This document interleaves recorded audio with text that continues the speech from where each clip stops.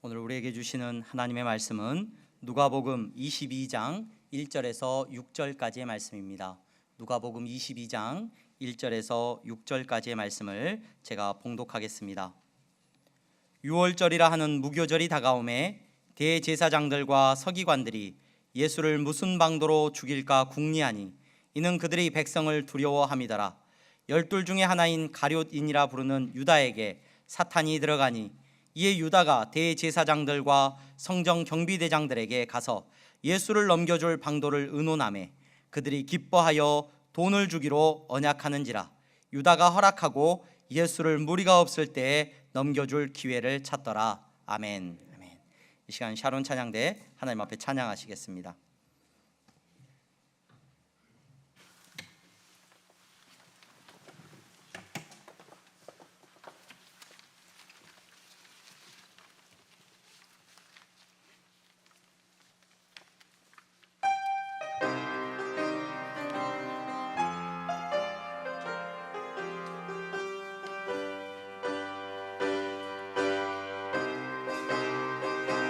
세상 죄 지고 가는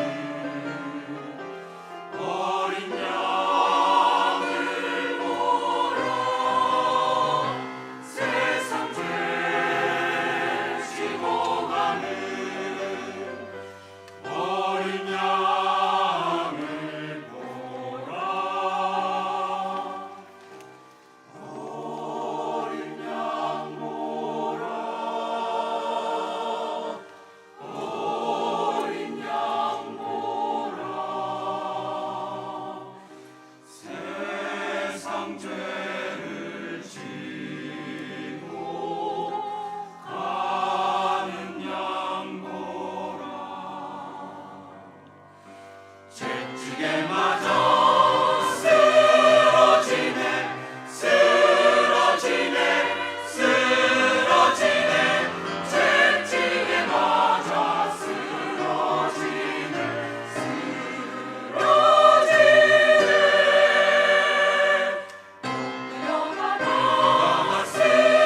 쓰러지네.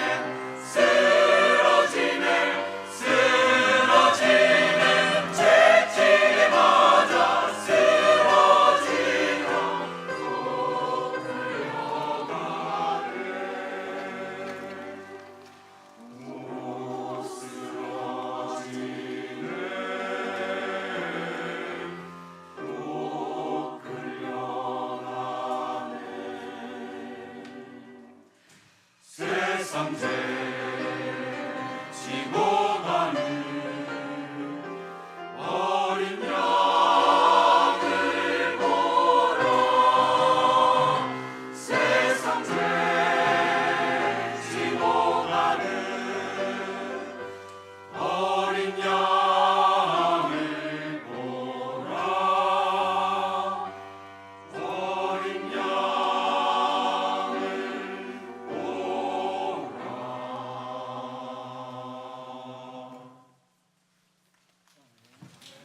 아멘. 박수로 하나님 앞에 영광 올려드립니다. 감사합니다.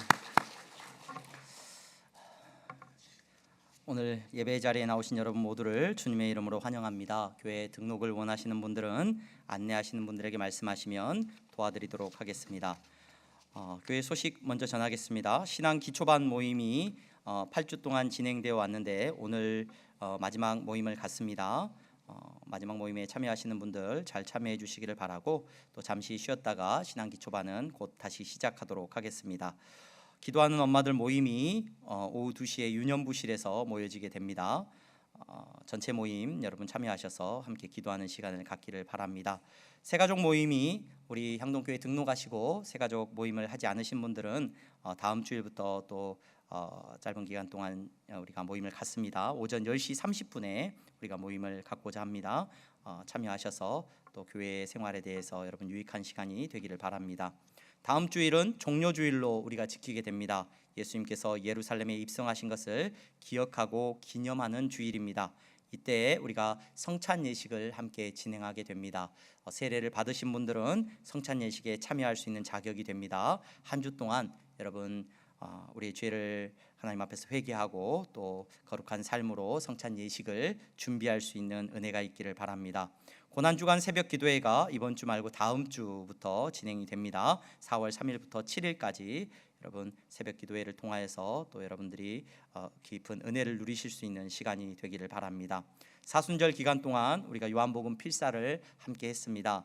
또 필사를 하고자 하시는데 책이 없으신 분들은 밑에 사무실에 가면 아직 여분이 많이 있습니다. 그래서 여러분 필요하신 분들은 수령해 가시기를 바라고요. 또 다 쓰신 분들은 이렇게 제출을 해주시고 다 쓰신 분들은 제가 선착순으로 선물을 드린다고 했는데 잠언 쓰기 또 선물을 준비해 두었습니다. 여러분 받아가시면 좋을 것 같습니다. 그리고 우리 교회에서 부활절을 맞아서 작은 행사를 하나 준비하고 있습니다. 부활절 계란 꾸미기 행사를 진행을 하는데 여러분 들어오시다가 보이는 이렇게 안내문을 보시고 대상은 가정이나 여러분들 가정에서 자녀들하고 계란을 이렇게 삶아서 꾸미면서 이 땅에 오신 예수 그리스도를 우리가 생각하고 부활하신 예수님을 생각해 볼 수 있는 기회로 삼으면 좋겠다라는 생각이 있습니다. 가정을 단위로 해도 여러분 좋고요. 또 부서나 또 전도의 단위로 여러분 이 모임에 참여해 주시면 좋겠습니다. 좋은 선물을 준비했습니다. 준비하겠습니다. 상품도 아마 있을 걸로 제가 알고 있습니다. 그래서 적극적으로 참여해 주시고 또 함께 은혜를 나눌 수 있기를 바랍니다. 다음 주일까지 여러분 제출해 주시면 됩니다. 전도지가 제작되었습니다. 교회 전도지 여러분 잘 마련되어 있습니다. 여러분 그래서 선물도 하나씩 끼워서 이렇게 만들어놨는데 여러분 가지고 가셔서 또 가까운 분들에게 나눠주고 또 예수 그리스도를 전할 수 있는 소망을 잃어버린 세상 가운데 여러분들이 그리스도의 증인으로서의 삶을 살아갈 수 있기를 바랍니다. 교우 사업장 안내를 위해서 여러분 신청서를 받고 있는데 교우 사업장 안내 여러분 꼭 사업을 하시는 분들은 또 함께 기도할 수 있고 응원하고 격려할 수 있는 기회로 삼고자 합니다. 그래서 여러분 연락처를 꼭 기록하셔서 이름을 적어주시면 홈페이지에다가도 일단은 사진은 올리지 않고 상호명과 연락처를 올렸습니다. 그래서 지속적으로 업데이트를 할 수 있도록 여러분 연락해 주시면 감사하겠습니다. 지난주에 우리 그리고 그 사남전도회 40대 되는 우리 남자 전도회 식구들은 예배 마친 후에 이 자리에서 잠시 인사하는 시간을 갖는다고 합니다. 여러분 참여해 주시기를 바랍니다. 지난주에 우리 새 가족 등록하셨습니다. 우리 윤찬식, 이은범, 윤일의 윤이엘 성도님 가정 등록하셨고 또 장인 장모님 되시는 이계관, 최영자 성도님 등록하셨습니다. 이 가정 오늘 오셨나요? 자리에서 한번 불편하지 않으시면 잠시 일어나시면 저 뒤에 오셨습니다. 아버님도 일어나 주시고 감사합니다. 박수 치고 또 박수. 우리 진준호, 최수지 성도님 가정 등록하셨습니다. 잠깐만 일어나시면 우리 박수로 하나님 앞에 환영하고 축복하는 시간 갖도록 하겠습니다. 우리 일부 예배 때 우리 조현숙, 하창규 성도님 가정 수아와 효림이까지 같이 등록했습니다. 우리 향동교회 등록하신 여러분들의 가정에 하나님께서 큰 은혜를 주시기를 바라고 또 교회를 통하여서 여러분들이 기쁨을 누릴 수 있기를 바랍니다. 우리 옆에 분들 보면서 인사하겠습니다. 잘 나오셨습니다. 잘 나오셨습니다. 성도님은 하나님 나라의 보배십니다. 인사해 주십시오. 네.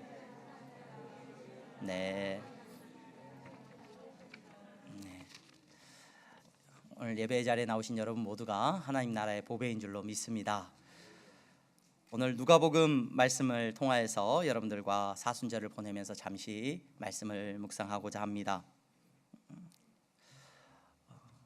오늘 우리가 읽은 본문에는 예수님의 제자가 한 명 나옵니다. 가룟 유다라고 하는 제자가 등장을 하고 있습니다. 이 가룟 유다라고 하는 이 제자에 대해서 저와 여러분들이 오늘 살펴보려고 합니다. 예수님께서는 이 땅에 오셔서 자기의 사역을 감당하시면서 홀로 사역을 감당하신 것이 아니라 제자들을 세우셨어요.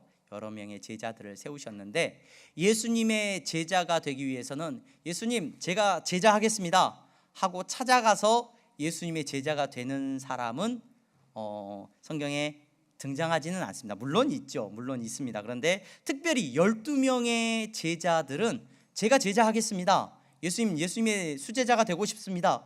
예수님의 정말로 제자로서의 삶을 살고 싶습니다. 이렇게 손들고 예수님의 제자가 되는 사람은 없습니다. 대부분 예수님의 제자들은 어떻게 제자가 돼요? 예수님이 찾아가셔서 불러요. 딱 끄집어내셔요. 안 되려고 했는데도 예수님 가셔서 불러내시고 그 사람들을 제자로 예수님이 세우시는 것을 우리는 말씀을 통해서 보게 됩니다. 예수님이 부르시는 거예요. 예수님이 제자로 부르시는 겁니다. 오늘 예배 자리에 나오신 여러분들도 예수님께서 부르신 분들인 줄로 믿습니다. 내가 그냥 교회 가봐야 되겠다, 향동교회 있으니까 한번 가봐야 되겠다 하는 마음으로 나오셨는지 모르지만 예수님께서 그때로부터 지금까지 여러분들을 부르시고 이 자리로 인도하신 줄로 믿습니다. 예수님은 제자들을 그냥 부르시기만 한 게 아니죠. 마태복음과 마가복음과 예수님에 대한 기록들이 나와 있는 기록들을 살펴보면 마태복음 10장 1절에 이렇게 기록이 되어 있습니다. 예수께서 그의 12 제자를 부르사 더러운 귀신을 쫓아내며 모든 병과 모든 약한 것을 고치는 권능을 주시니라. 그냥 제자를 부르기만 하고 끝난 게 아니라 예수님은 제자를 부르신 다음에 그들에게 뭘 주셔요? 귀신을 쫓아내는 능력도 주시고 약한 것을 고치는 힘과 권능을 제자들에게 주셨어요. 예수님이 부르신 제자들에게. 마가복음도 마찬가지입니다. 자기가 원하는 자들을 다 부르시고 귀신을 내쫓는 권능도 가지게 하려 하심이라, 이렇게 말씀이 기록하고 있는 것을 우리는 보게 됩니다. 여러분, 가룟 유다도 예수님의 12명의 제자 중에 한 명이었습니다. 이 가룟 유다라고 하는 사람도 예수님의 제자로 누가 불렀어요? 예수님이 불러서 제자 삼으셨습니다. 똑같이 그에게 능력을 주셨습니다. 귀신을 내어 쫓는 능력도 주셨고 기도하면 약한 것이 나음을 입고 병든 자가 나음을 입는 놀라운 능력도 제자된 가룟 유다에게 주셨습니다. 특별히 이 예수님의 12명의 제자들은 정말로 예수님의 사역하시는 그 시간 동안에 예수님과 함께 다니시면서 함께 먹고 함께 잠자고 함께 생활하면서 누구보다도 옆에서 예수님의 생명의 말씀을, 하나님 나라의 복음을 들었습니다. 그 제자 중 한 명인 이 가룟 유다에 대한 이야기를 저와 여러분들이 오늘 살펴보려고 합니다. 여러분, 사실 목사로서 여러분들에게 이 가룟 유다에 대해서 설교하는 것은 불편함이 있습니다. 성경에 긍정적인 헌신과 굉장히 긍정적인 모습을 가지고 예수님을 따랐던, 그리고 종국에는 또 회개하고 예수님께 돌아왔던 많은 멋있는 신앙인들이 있는데, 끝까지 성경을 통해서 우리가 보게 되면 끝까지 예수님을 배반하고 자기의 생을 자기 스스로 마감한 굉장히 슬픈 이름인 이 유다를 생각해 본다는 것은 굉장히 부정적일 수 있고, 제가 일부 예배 때 설교를 이미 했는데 일부 예배 때 분위기가 지금 여러분들이 가지고 있는 이 분위기처럼 끝까지 쫙 가라앉아 있었다는 것은 부인할 수 없는 사실입니다. 설교자로서 부담이 있죠. 불편함이 있습니다. 잘한다 좋은 얘기를 해야 우리가 신앙생활하면서 또 힘도 나고 기뻐하기도 할 텐데, 이렇게 부정적인 인물을 살펴본다는 것이 굉장히 조금은 불편한 마음이 있을지도 모르겠습니다. 이 가룟 유다라고 하는 인물은 이 유다라고 하는 이름이죠. 유다라고 하는 이름이고, 이름 앞에 가룟이라고 하는 말은 이 그리옷이라고 하는 지방을 말합니다. 지역을 말합니다. 어느 지역에서, 만약에 서울에서 온 사람이라고 하면 서울 사람 누구 이렇게 말을 하는 거예요. 그러니까 가룟 유다 이렇게 말을 합니다. 가룟 지방에서 온 유다라고 하는 사람이에요.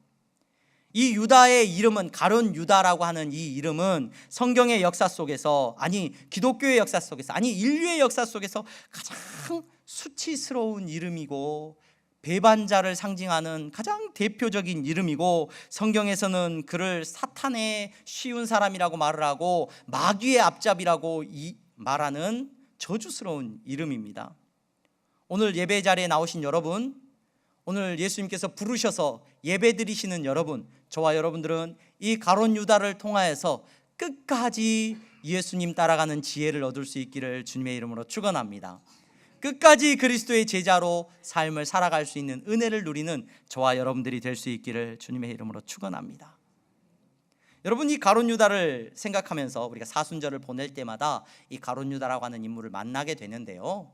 예수님이 십자가를 지실 때 그 걸어가신 길을 우리가 생각할 때마다 이 가룟 유다를 늘 만나게 돼요. 근데 이 가룟 유다에 대해서 여러분 혹 이렇게 생각하시는 분들이 계실지 몰라요.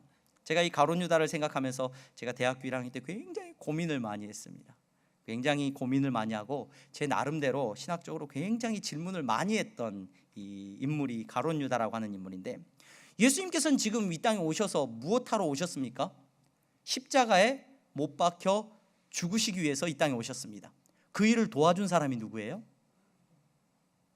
가룟 유다잖아요. 그렇죠? 가룟 유다가 나쁜 사람이라고 우리는 쉽게 말하는데, 가룟 유다가 결국에는 예수님이 십자가에 못 박혀 죽으시도록 도와주는 일을 한 거예요. 구약 성경에 보면 이 가룟 유다라고 하는 인물에 대해서 미리 예언조차 되어 있어요. 예언까지 되어 있어요. 그래서 그 예언의 성취로 예수님을 팔 사람으로 가룟 유다는 일을 한 거죠. 그러면서 어디까지 생각이 미치느냐? 야, 왜 가룟 유다가 죄인이지? 가룟 유다는 결국 예수님의 일을 도왔던 사람 아니야? 예수님의 일을 도왔던 사람이고, 내가 왜 죄인이지? 이제 나중에는 제 스스로에게 이렇게 이제 질문을 했습니다. 이미 하나님께서 내 인생을 다 안다고 하셨고 예정되어 있다라고 우리가 믿잖아. 예정설에 대해서 우리가 장로교에 오면은 특히 구원받음에 대한 예정론을 이야기를 합니다. 그래서 이미 구원받을 사람은 정해져 있다. 내가 구원받을 게 이미 정해져 있다고 한다면 내가 죄 짓는 거 이거 내 책임 아니잖아. 뭐 굳이 뭐 노력할 필요 있나? 내가 굳이 애쓸 필요 있나? 이미 다 결정되어 있는 거 아니야? 구원받을 사람 정해져 있고 천국 갈 사람 정해져 있다는 거 아니야? 그렇다면 오늘 가룟 유다의 잘못도 누구 책임이야? 하나님 책임 아니야? 이거 왜 가룟 유다가 잘못한 거야? 다 예언된 대로 그의 삶이 이루어진 건데 왜 가룟 유다를 잘못했다라고 하지? 굉장히 나름 심각한 질문을 많이 했었습니다. 여러분, 오늘 이 자리에서 여러분들이 이 가룟 유다를 살피면서 먼저 기억해야 되는 것은, 기독교의 신앙은, 오늘 우리가 붙들고 있는 신앙은 운명론이 절대 아닙니다. 내 인생은 이미 결정되어져 있고 내 인생은 그냥 구원받도록 되어져 있어, 아니면 내 인생은 저 사람은 지옥 가도록 결정되어 있어. 여러분, 그런 운명론을 우리가 붙들고 신앙생활하지 않습니다. 물론 하나님의 입장에서 보면은 모든 것은 다 하나님의 뜻대로이고 하나님께서 모든 것을 다 결정하실 수 있습니다. 하지만 우리가 하나님에게 그와 같이 하나님과 같아져서 내 인생은 결정되어져 있다라고 말할 수 있느냐? 절대로 그럴 자격이 없는 사람들. 절대로 우리가 그런 능력을 가지고 있지 않습니다. 우리 학생들 자녀들을 키우면서 제가 중고등부 사역을 하고 또 제 자녀들을 또 키우면서 우리 자녀들이 그런 얘기를 하는 때가 와요. 언제가 와냐? 뭐 먹고 싶냐? 뭐 물어보거나 야 뭐 할래? 물어보면은 대답을 안 해요. 왜 대답을 안 하니? 대답을 하라 그러면 어차피 엄마 아빠 마음대로 다 할 거면서 왜 물어봐요? 그래요. 엄마 아빠 마음대로 다 할 거면서 왜 자기한테 의견을 물어보냐 그래요. 그러니까 자기는 더 이상 말하고 싶지 않다는 거예요. 학생들이 많이 그런 이야기를 합니다. 그 얘기를 하는 시점이 됐다는 건 뭐냐면은 그 학생도 이미 장성하여서 엄마 아빠와 같아져 있다는 거예요. 이제 자기 뜻대로 하고 싶다는 거죠. 엄마의 뜻이 아니라 아빠의 뜻이 아니라 내 뜻대로 하고 싶은 거예요. 내 뜻대로. 여러분, 우리가 만약에 예정을 이야기하고 하나님께서 우리를 구원하시기 위해서 택하셨고 예정하셨습니다. 맞습니다. 하나님께서 그렇게 하셨습니다. 그러나 저와 여러분들은 우리의 인생이 구원받은 인생인지 저주받은 인생인지 모릅니다. 우리가 감히 다른 사람에 대해서나 내 인생에 대해서 결정되어져 있다 말할 수 있어요? 없어요? 말할 수 없습니다. 우리는 한 치 앞도 모르는 인생입니다. 그러므로 우리에게 주어진 삶을 어떻게 살아야 되느냐? 절대로 교만하게 내 인생이 결정되어져 있다, 나는 구원받았다, 나는 저주받았다 함부로 말할 수 없습니다. 내 인생은 태어날 때부터 이랬다, 내 인생은 이렇게 살 것이다. 아니요, 그렇지 않습니다. 저와 여러분들은 우리에게 주어진 모든 시간 속에서 선한 일 가운데 힘쓰고 하나님의 구원을 위하여서 힘쓰는 인생으로 살아야 될 줄로 믿습니다. 성경에 보면 달란트 비유가 나와요. 5달란트 받은 사람, 3달란트 받은 사람, 1달란트 받은 사람 비유가 나와요. 그 달란트 받은 사람들의 모습을 보면은 그들의 삶의 태도가 나옵니다. 5달란트 받은 사람, 이거 다 누구 거예요? 달란트가 주인 거예요. 열심히 일해도 다 누구 거예요? 주인 거잖아요.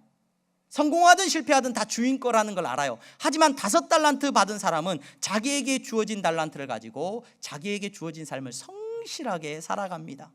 그리고 5달란트가 남았을 때 주인에게 무엇을 이야기를 듣습니까? 잘하였다, 충성된 종이라고 듣습니다.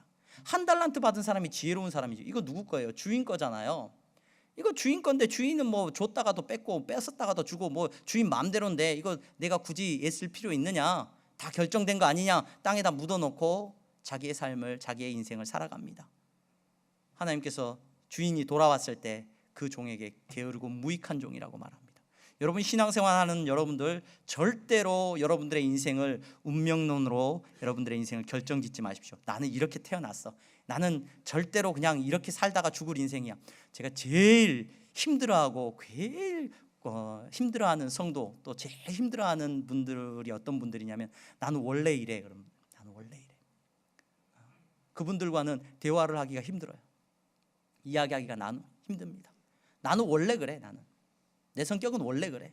그럼 더 이상 이야기를 나눌 수가 없습니다.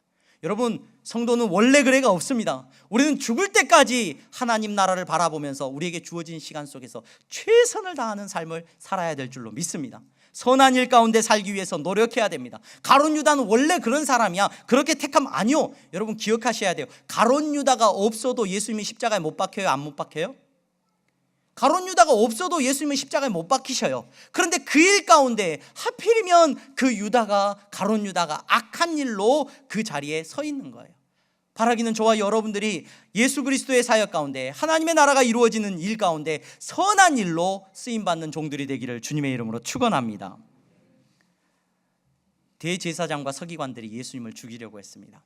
왜 죽이려고 했느냐? 성경의 내용을 보면 그게 3가지 정도로 그 예수님을 죽이려고 했던 이유를 살펴볼 수가 있어요. 첫 번째 이유는 무슨 이유였냐면 예수님이 하나님을 모독했다는 거예요. 자기들이 붙들고 있었던 신앙인 유대교적인 전통 안에서 하나님을 그들이 믿고 있는데, 그리고 율법을 지키고 안식일을 거룩하게 지키면서 살아가고 있는데 예수님이 오셔가지고 막 안식일을 어기고, 그래서 구약의 전통에 따르면 그 하나님께서 싫어하시는 일을 한 사람들을 유대인들은 돌로 쳐 죽이거나 그들이 죽여야만 하는 것이 사명이었어요. 그게 신앙생활 잘하는 거였단 말이에요. 근데 예수님을 보니까 하나님의 뜻을 어기는 것 같단 말이에요. 그래서 그들은 예수님을 죽여야 된다라고 첫 번째 생각을 합니다. 또 예수님을 왜 죽여야 된다라고 생각을 했냐면, 지금 로마가 우리를 점령하고 있는데 로마의 비유를 마치면서 자기들이 평안함을 그래도 유지하고 살고 있는데, 예수님을 따르는 사람들이 지금 막 웅성대면서 메시아라고 하고 예수님을 왕으로 추대하고 막 이렇게 되면 로마하고 관계가 틀어질 거란 말이에요. 그럼 로마로 인해서 자기 민족이 죽임을 당할 수도 있기 때문에 예수님은 살려두면 안 된다라고 생각을 했습니다. 마지막 이유는 뭐냐면, 예수님께서 이 땅에 오셔서 사역을 하시는데 누가 손해를 보느냐? 바로 대제사장과 종교적인 지도자들이었던 이 서기관들이 손해를 봤어요. 자기들에게 사람들이 찾아오고 자기들의 인기가 있어야 되는데 다 예수님을 쫓아가고 예수님에게 영광을 돌리고 그들에게 손해가 온다라고 생각이 들었기 때문에 그들은 예수님을 죽여야 된다라고 합니다. 그런데 그들은 무서워하는 게 있죠.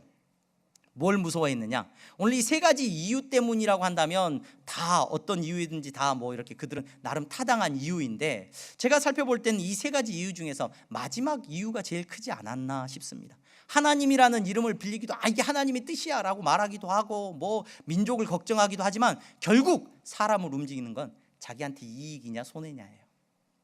내가 인기가 높아지느냐 아니냐의 문제더라는 거예요. 그렇기 때문에 이 사람들은 뭘 두려워하냐면, 만약에 하나님의 뜻이라면 사람을 두려워할 게 없죠. 사람을 두려워할 거 없이 사람이 많을 때 예수님을 잡아다가 예수님은 하나님의 뜻을 어겼기 때문에 죽어야 된다 이렇게 말할 수 있어야 되죠. 근데 이들은 누구를 두려워하냐면 사람들을 두려워해요. 사람들이 두려웠어요. 무리들이 모여서 막 사람들이 예수님에게 박수를 보내고 하니까 그 사람들이 만약에 대적해서 예수님을 잡아오면 자기들의 인기가 더 떨어질까 봐 걱정을 했어요. 오늘 우리가 읽은 본문에 보면 사람들 때문에 그들이 무서워했어요. 그래서 고민하고 있었습니다. 그런데 그때 누가 그들을 찾아오느냐? 가룟 유다가 그들을 찾아갑니다.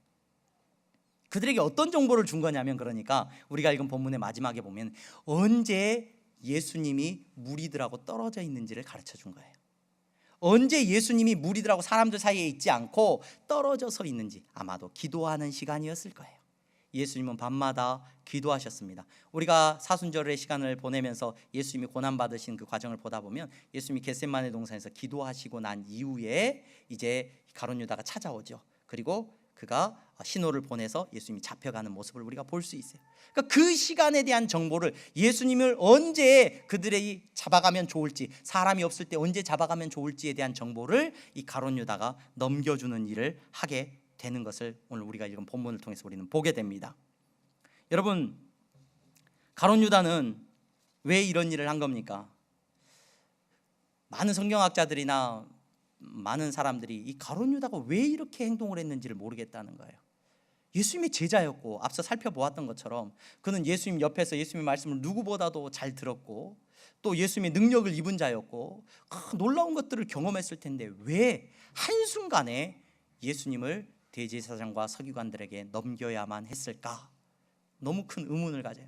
한 가지 우리에게 힌트를 주는 것은 가룟 유다가 그들에게 찾아가기 직전에 일어났던 한 사건을 우리는 통해서 힌트를 조금 얻을 수 있습니다. 그 사건이 무슨 사건이냐면 예수님께서 이제 십자가의 고난을 앞두고 있을 때 마리아가 예수님을 찾아와서 예수님에게 값비싼 향유를 부은 사건이 있습니다. 아주 비싼 기름을, 향기 나는 기름을 예수님에게 부었어요. 그 기름의 가격이 성경에 나와 있죠. 가격이 얼마였다고? 300데나리온이었다. 그래서 1데나리온은 그 당시에 노동자가 하루 열심히 일하면 받을 수 있는 품삯이라고 합니다. 그러니까 300일을 일해야 모을 수 있는 돈에 해당되는 그 비싼 기름을 예수님에게 부었어요. 그 모습을 보고 가룟 유다뿐만 아니라 다른 제자들이 다 흥분했습니다. 저 비싼 걸, 저 아까운 걸. 여러분, 예수님의 제자들은 거의 거지처럼 다녔어요. 늘 잠잘 때도 없고 먹을 것도 없어가지고 늘 힘들어하는 삶을 살았습니다. 그런데 그 비싼 것을 하룻밤도 아니고 그 잠깐 사이에 부어버려서 낭비하는 모습을 봤으니까 제자들이 다들 아까워서 어쩔 줄 모르는 거예요.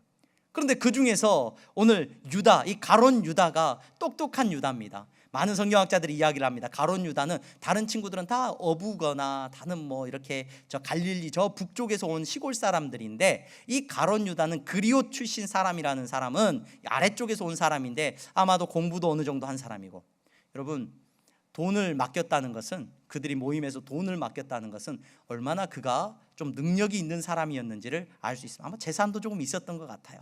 그렇기 때문에 그 유다가 모든 경제적인 어떤 모든 것들을 지출과 수입을 이 유다가 책임을 졌던 거예요. 아마 경제적으로 똑똑하고 아마 능력이 있었던 사람이겠죠.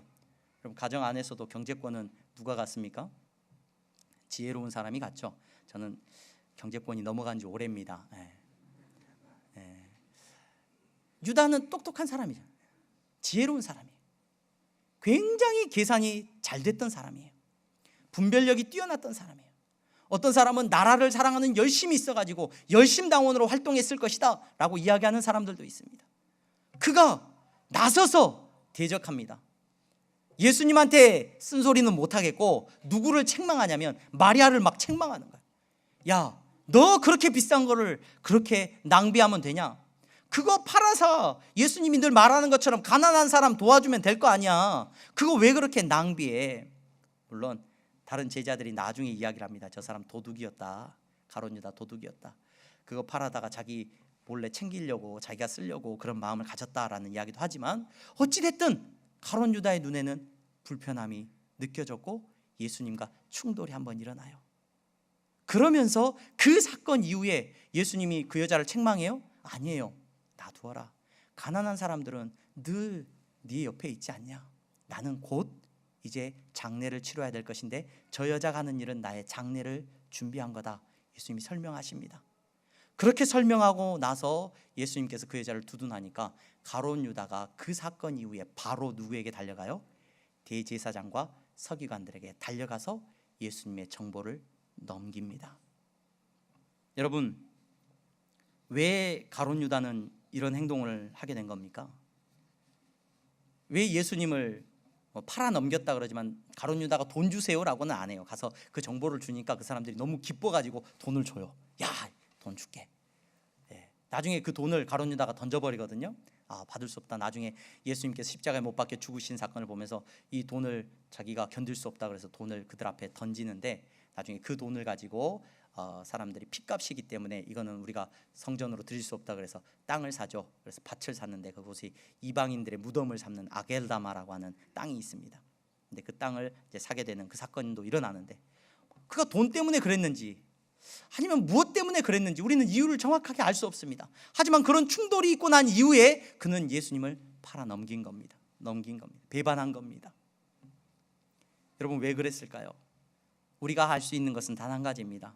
그는 예수님께서 부르셨고 예수님 옆에 있었고 예수님께서 최후의 만찬에서 그에게 발을 씻겨주시고 내 살과 피를 기념하라고 만찬에 참여시키셨음에도 불구하고 그는 그리스도인이 될 수 없었기 때문에 그는 예수님을 팔았습니다. 김영석 교수님이라고 연세대학교 명예교수님이신데 지금 연세가 보니까 104세셔요. 104세신데 이분이 100살이 넘어가고 100세가 넘어가시고 책을 많이 쓰시더라고요. 최근에 보니까 책이 많이 나왔어요. 근데 그분이 쓴 책을 한번 읽어보고 싶다는 생각이 들어서 책을 사서 읽었는데, 그분이 100세가 되니까 사람들이 이제 물어보는 거, 100년을 살아보니까 어떻습니까? 그분이 연세대학교 명예교수님이고 철학과 교수님이셔요. 철학과 교수님이셨는데 철학자이면서 기독교인이셔요. 그리스도인이신데 그분에게 이제 여러 인생의 문제들을 막 묻습니다. 그래서 인생문답이라는 책이 있어요. 인생문답이라는 책이 있었는데 그 책을 이렇게 보는데 그분이 기독교에 대한 질문에 대해서 답해 놓은 글을 읽을 수가 있었습니다. 기독교인이 된다는 게 뭘 의미하냐, 당신에게 어떤 의미가 있느냐, 뭐 이런 질문을 해요. 그러니까 그 교수님이 100세 되신 그 어르신께서 이런 답을 합니다.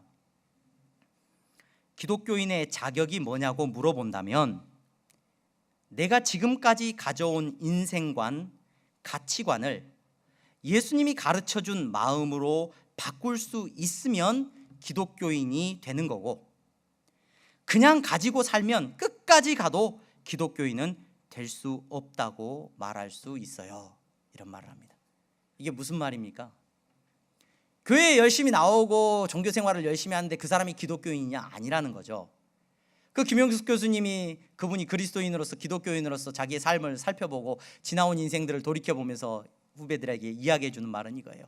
기독교인이 된다는 건 뭘 말하느냐? 당신이 가지고 있었던 인생관, 가치관 다 내려놓고 뭐예요? 예수 그리스도께서 주신 마음, 예수 그리스도께서 가르쳐 주신 마음으로 그 모든 것들을 바꾸면 뭐가 되는 거예요? 그리스도인이 된다는 거예요. 기독교인이 된다는 거예요. 그렇지 않으면 아무리 교회 많이 다니고 뭐 직분이 있고 어떠하든지 당신은 그리스도인이 될 수 없다라고 그 교수님이 이야기하는 것을 읽고 떨림이 있었습니다. 여러분, 가룟 유다는 왜 그와 같은 일을 했을까요? 왜 그런 안타까운 모습을 보이고야 말았습니까? 그는 예수님 옆에 있었지만 자기 인생관, 가치관, 자기의 경제관, 자기의 신념을 예수님의 것으로 바꿀 수 없었습니다. 끝까지 자기 것은 자기 거였습니다. 그래서 종국에는 예수님의 생각 앞에서 그는 예수님의 생각을 동의할 수 없었고 예수님을 팔아 넘겨야 했습니다.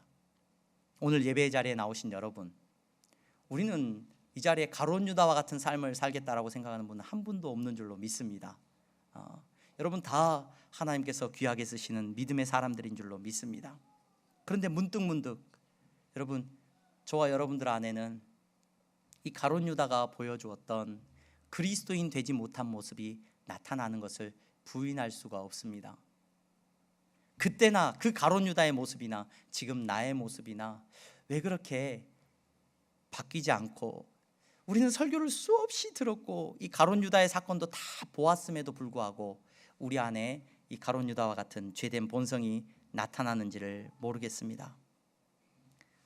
저희 큰딸이 학교 갔다 와서 그런 얘기를 종종 들려줘요. 학교에서 무슨 일이 있었다 이야기를 많이 해줍니다. 그래서 참 고마운데 어느 날 저희 딸이 와가지고 막 그런 얘기를 해요. 아빠, 요즘 뭐 1학년 신입생들이 막 들어왔는데 신입생들이 어떻고 자기 동아리를 이제 뭐 밴드부를 자기가 하는데 밴드부에 뭐 신입생들을 이렇게 면접을 보는데 우리 자기들이 이제 선배들이 뽑나 봐요. 선배들이 뽑는데 선배들이 다 다리를 꼬고 뽑는다는 거예요. 다리를 꼬고 1학년들이 들어오면 면접 보고 막 질문해가지고 어려운 질문해가지고 막 어떻게 뽑고 이런 얘기를 한다는 거예요. 그런 얘기를 막 하면서 요즘 학교 생활하는데 자기가 이제 3학년이 됐단 말이에요. 3학년이 되고 보니까 2학년들이 제일 버릇이 없대요. 2학년들이 제일 버릇이 없어가지고 지금 문제래요. 막 뭐가 문제인데 인사를 똑바로 안 하고 다녀가지고 자기 친구들이 지금 벼르고 있대요. 지금 다 불러다가 막 어떻게 30년 40년이 지나도 똑같은 모습인지. 핸드폰을 쓰고 최첨단 문화가 발달을 하고 뭐 비행기가 날아다니고 뭐 우주선이 쏴지고 난리가 났는데도 하나도 안 변했어요. 하나도. 아까 제가 우리 일부 예배 드릴 때 우리 김창덕 집사님 비유로 들어 죄송합니다. 김창덕 집사님한테 집사님도 옛날에 군기 많이 잡으셨죠? 물어봤더니 고개를 막 숙이시더라고요. 여러분, 가론 유다의 모습이나 우리의 모습이나 참 달라야 되는데, 그렇게 신앙생활을 오래 했고 그렇게 설교를 많이 들었는데 문득문득 비춰지는 우리 모습이 가론 유다의 모습이라는 것은 부인할 수가 없습니다. 여러분, 뭐가 문제입니까? 뭐가 문제입니까? 예수님 때문에 내 생각과 내 기준이 다 바뀌었기를 주님의 이름으로 축원합니다. 예수 믿기 전에는 내가 왜 사는지에 대해서 내가 이런 욕심을 가지고 있었고 이런 생각을 가지고 있었지만, 내가 예수 믿고 나니까 왜 사는지가 분명히 바뀌었노라고 고백할 수 있는 저와 여러분들이 되기를 주님의 이름으로 축원합니다. 전에는 내가 진보당이었던 게 중요했고, 내가 보수당이었던 게 중요했고, 내 고향이 어디고 내 출신이 어디인가 중요했고, 내가 어디 대학을 나왔는지가 중요했고, 내가 돈이 많은지 돈이 없는지 내 계급이 중요했다라고 한다면, 여러분, 예수 만나고 그 모든 기준이 예수님으로 바뀌었기를 주님의 이름으로 축원합니다.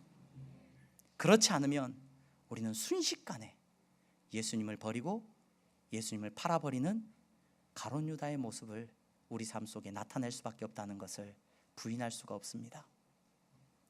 여러분, 많은 분들이 가론 유다를 생각하면서 이 예수님의 제자 중에 한 명이었던 베드로 이야기를 많이 해요. 그러면서 베드로는 예수님을 모른다고 부인했지만 나중에 예수님 회개하고 다시 돌아와서 정말로 예수님의 제자가 되지 않았느냐, 비유를 많이 합니다. 근데 가론 유다와 저는 베드로는 잘 비유가 안 되는 것 같아요. 느낌이 잘 안 와닿아요. 근데 가론 유다를 묵상하면서 어제는 설교가 좀 늦게 끝나서 제가 12시 다 돼서 집에 들어갔는데, 늦게 이제 예배당에 와서 있는데 이 가론 유다를 계속 묵상하는데 너무 마음이 계속 가라앉는 거예요.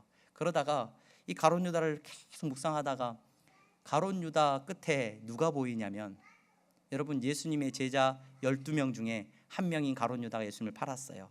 그래서 12명이 채워져야 된다, 이 제자들이 생각해가지고 한 명을 뽑아요.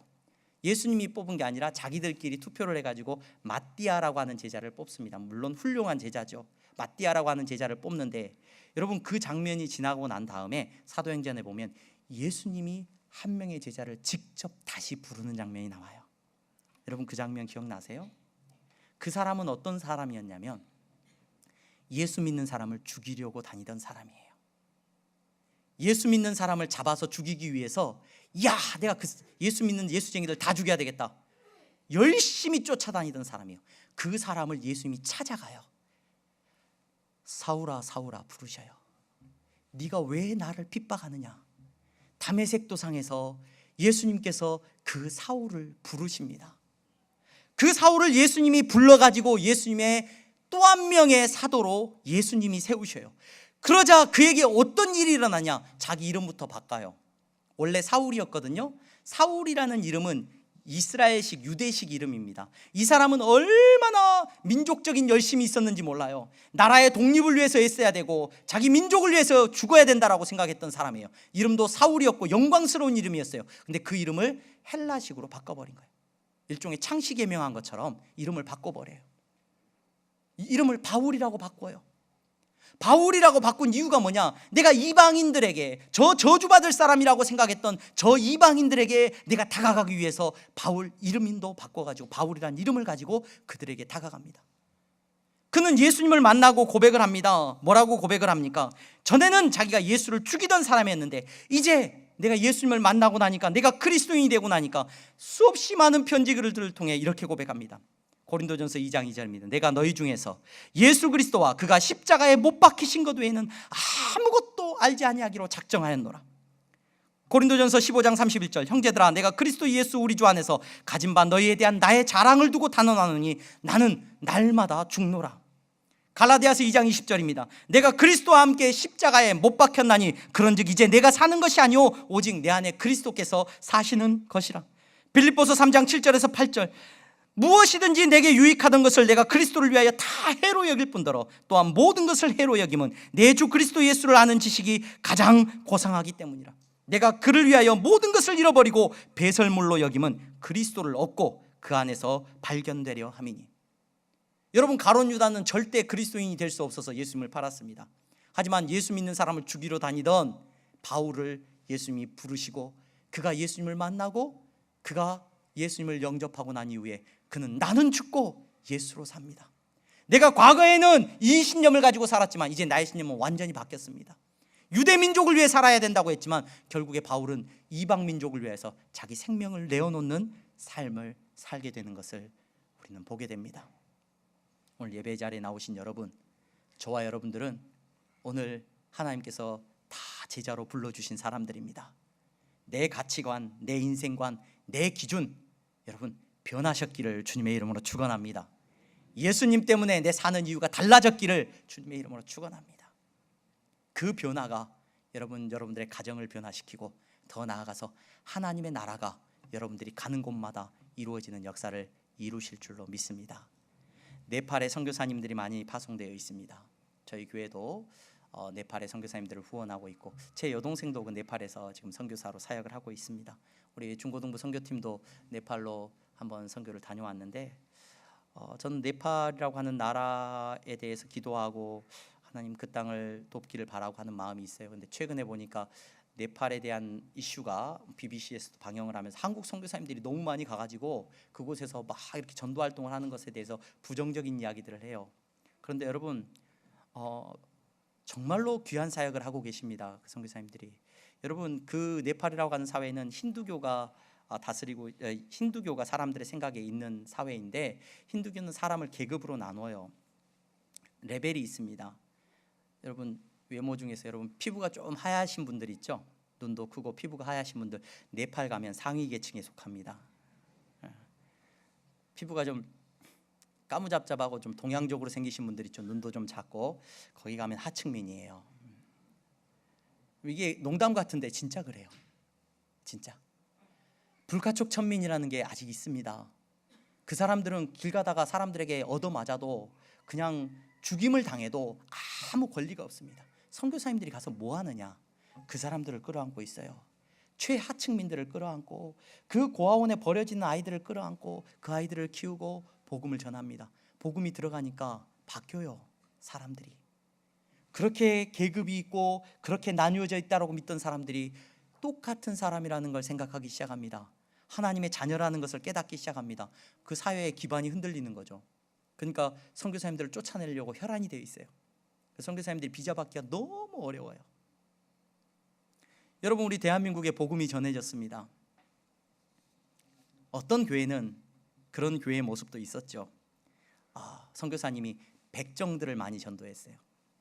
한국 서울에서 백정을 전도해가지고 예수 믿는 사람이 많아졌어요. 그 백정 중에 한 분이 장로님이 되려고 해요. 그러니까 교회가 나눠졌어요.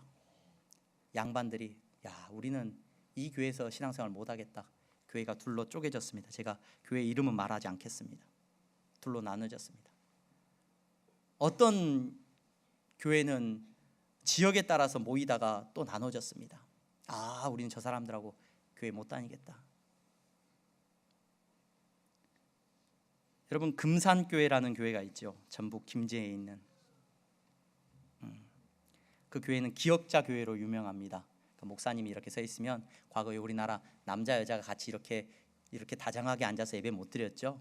남자와 여자가 같이 앉을 수 없었습니다. 그래서 기역자 예배당이 있어요. 이렇게 생겼고 또 옆으로 이렇게 생겼어요.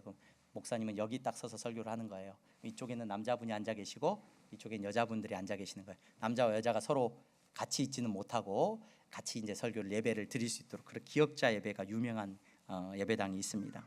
근데 그 금산 교회에 조덕삼이라고 하는 분이 계셨어요. 조덕삼이라는 분이 계셨는데 그분이 복음을 듣고 예수님을 영접합니다. 그리고 자기 집의 하인들도 야 너네들도 예수 믿으라 그래. 하인들도 교회에 나가도록 해요. 그래서 조덕삼을 말 타고 이제 딱 예배당 가는데 조덕삼을 이제 모시고 가는 하인이 마부가 한 명 있었습니다. 그 이자익이라고 하는 분이셨어요. 그분을 모시고 예배당에 오고 들락날락하면서 그분도 저 뒤에 앉아가지고 예배를 드릴 수 있게 해주셔서 예배를 드립니다. 그렇게 신앙을 생활을 오래 하다가 그 두 분이 주인도 교회를 다니고 머슴도 교회를 다니는 거예요. 그러다가 그 해에 장로 투표를 하게 됩니다. 한 해 교회에 장로님을 세워야 되는데 누구를 장로님을 세워야 될까 투표를 하는데 다 누가 돼야 되는 거예요? 주인이 돼야 되죠. 조덕삼이라는 분이 장로님이 되셔야 이게 질서가 맞잖아요. 근데 투표를 했는데 누가 돼 버렸어요? 종이 된 거예요. 장로님이 종이 투표를 했는데 교회 이제 허락을 받아가지고 장로를 세우겠습니다 하니까 그럼 투표를 하세요. 그래 투표를 했는데 그 머슴이 장로가 된 거예요. 사람들이 분위기가 이상해졌어요. 교회가 술렁술렁합니다. 그 조덕삼 나중에 그 조덕삼 장로님이 되셨죠. 그분이 사람들 앞에서 이야기를 합니다. 여러분 이 결정은 하나님께서 내린 겁니다. 우리 금산교회 성도님들 참 훌륭한 일을 하셨습니다.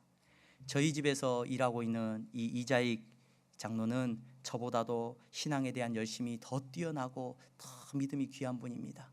여러분 저도 이분을 교회의 결정을 받아들여서 우리 이자익 장로님을 받들어서 열심히 교회 생활하겠습니다. 그분이 그렇게 이야기를 합니다.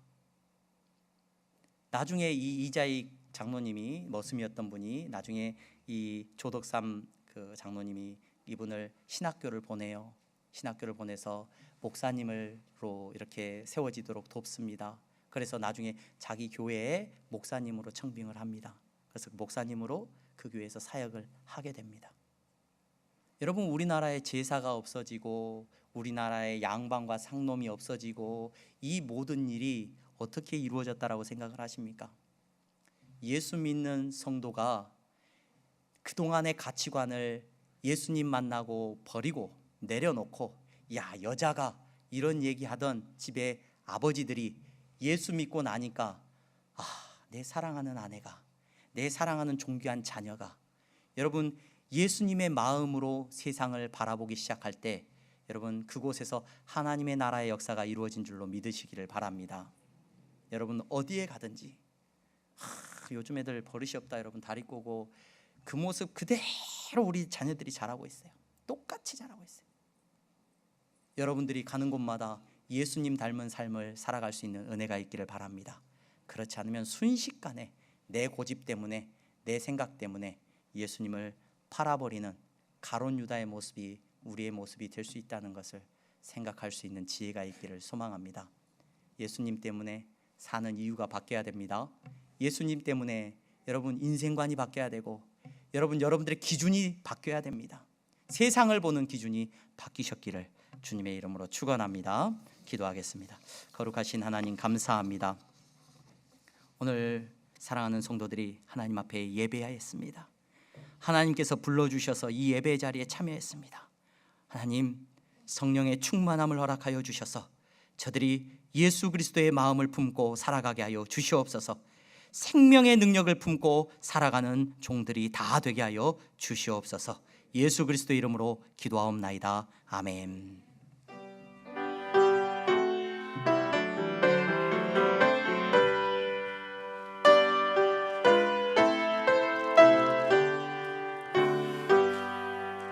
나의 생명 드리니 주여 받아 주셔서 세상 살아갈 동안 찬송하게 하소서.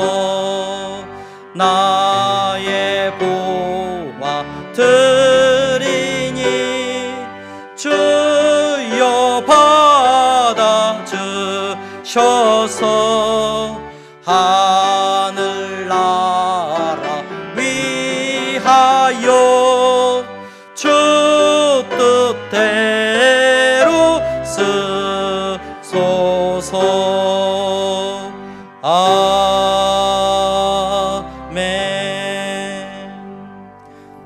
기도하겠습니다. 하나님 감사합니다. 사랑하는 성도들, 이 시간 하나님 앞에 예배하며 정해진 순서를 따라서 물질을 또 구별하여 드렸습니다. 11조의 예물을 정직하게 드리고 감사의 예물을 기쁨으로 드렸습니다. 하나님, 저들이 물질 앞에서 내 기준을 내려놓게 하시니 감사합니다. 예수님의 마음으로 물질 앞에서 저들의 믿음을 고백하게 하셨으니 감사합니다. 저들의 평생 동안에 돈 앞에서 시험 드는 일이 없게 하여 주시옵시고, 이 물질로 하나님의 뜻을 이루어가는 믿음의 종들이 다 되게 하여 주시옵소서. 아버지 하나님 감사합니다. 선교의 예물을 드리고 장학헌금을 드리고 건축헌금을 드렸습니다. 이 드려지는 예물을 통하여서 아버지의 나라가 우리 가운데 이루어지게 하여 주시옵소서. 거룩하신 하나님, 물질적인 어려움 때문에 하나님 앞에 드리고 싶으나 드릴 것이 없어서 낙담하고 있는 성도 있습니다. 경제적인 어려움 때문에 울고 있는 성도들이 있습니다. 하나님, 직장의 문제 때문에 신음하고 있는 성도들이 있습니다. 하나님, 더 큰 위로와 은혜를 허락하여 주시옵소서. 예수 그리스도의 이름으로 기도하옵나이다. 아멘. 우리 다 함께 일어나서 찬양하겠습니다.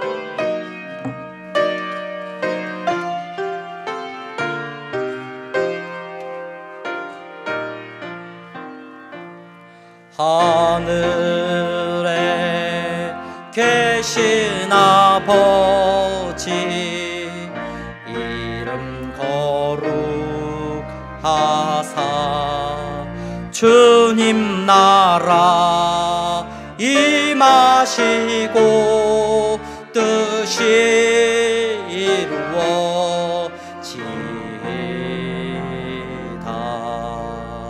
일용할 양식 주시고 우리들의 큰 죄 다 용서하옵시고 또 시험에 들게 마시고 악에서 구원하소서.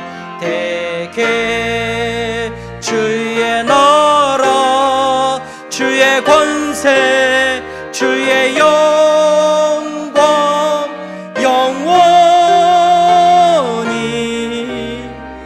아멘.